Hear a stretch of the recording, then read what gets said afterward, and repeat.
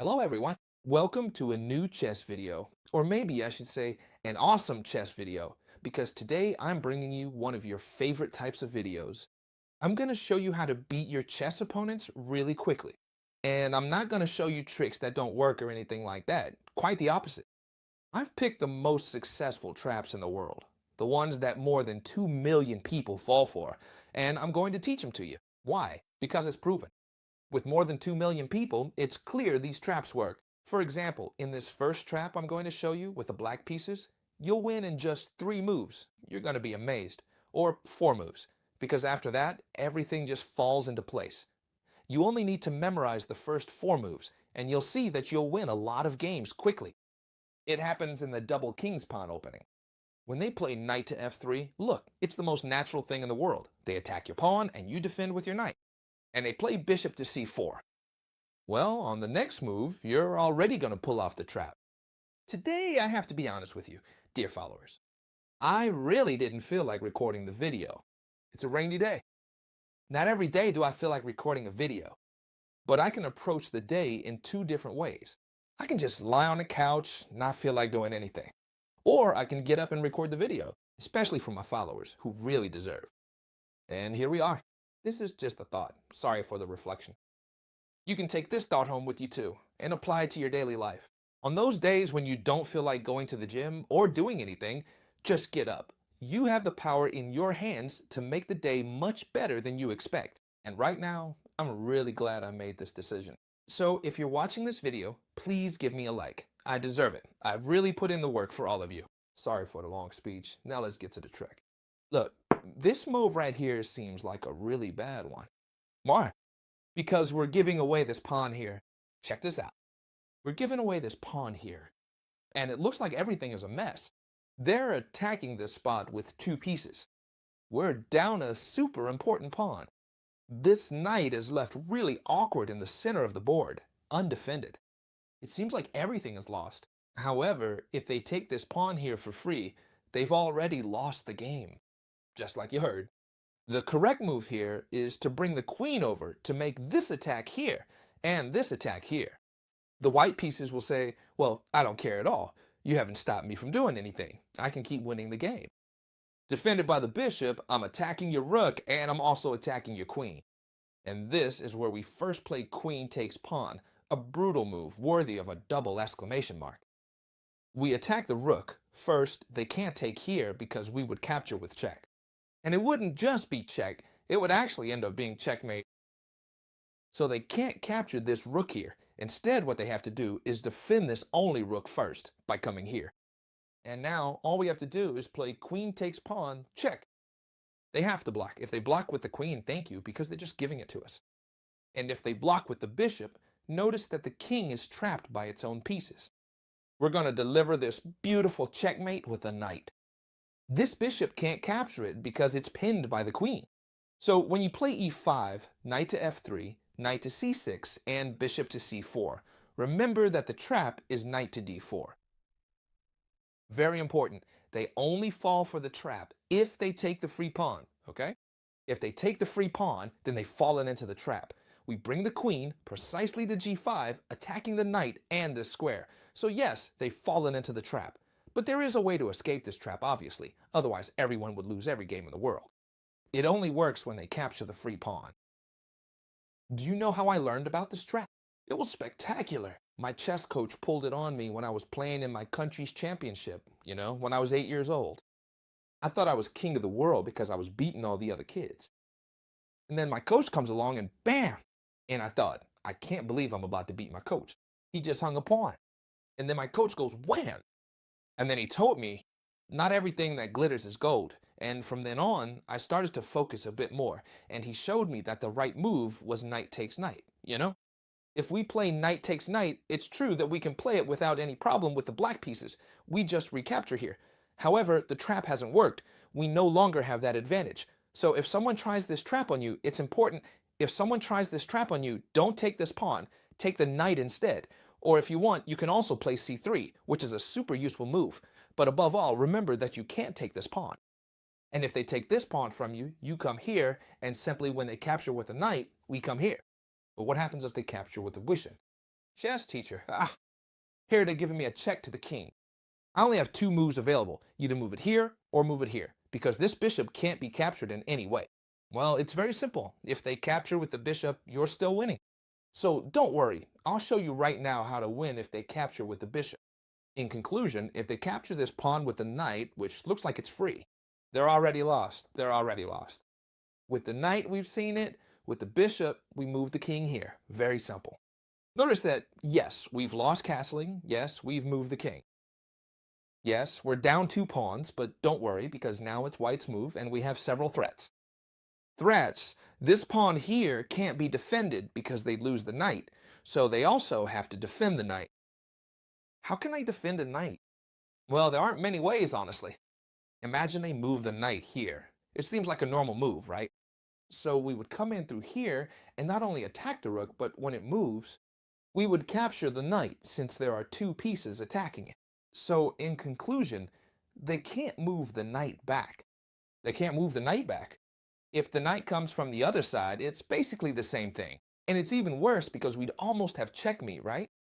We capture here, they'd have to move the rook, then we give this check, and the same thing as before would happen. It would be checkmate in just a few moves. Therefore, we come to the conclusion that after moving the king away, there's no move that saves them. It seems like the only move that might save them is to castle, right? You need to know this in case your opponent castles. If they castle, then what shall we do? Take this knight, right? We'd be up a knight, and now we should just continue the game. They'd probably chase our knight away, so we'd have to retreat it. I recommend you move it right here to see if they trade this bishop, and you should play out the game from there. It's a more balanced game because your king is a little bit exposed. That's true, and you're also down 2 pawns, but you have an extra knight. So that's enough material to win the game, and that would be the worst case scenario for you. If they bring out the bishop and then castle, that would be the worst case scenario for you, but you'd still have an extra knight. There's also a trap that millions of people fall into, millions, with the queen's pawn. So what do you think? Look, I've explained the trap with the king's pawn if they play king's pawn against you. You hit them with the most successful trap of all. If they play queen's pawn, then you can play this one here. A very interesting trap. We play double king's pawn, okay. They play the queen's gambit against you. This trap is maybe a little more advanced. What? Simply because people who are around 500 elo don't usually play the queen's gambit. It's played by people at a more advanced low. However, the success rate is exactly the same. If they play the queen's gambit against you, don't worry. We play d6. Take a look. The orthodox defense. We play e6 and defend this pawn. So if they exchange, we simply capture here. If they don't capture this pawn and don't make this exchange, don't worry. The trap still works. Imagine, for example, that they bring the knight over here and develop. This is a typical development in the queen's gambit. If they haven't exchanged, we'd just be like this. You see? It's exactly the same, okay? We defend here and develop with knight to f6, and now they pin this knight here. A very familiar situation. Remember, it doesn't matter whether they exchange the pawn or not. We'd have these two, but it's the same thing, okay? And now, let's think about something. How many pieces are defending this pawn?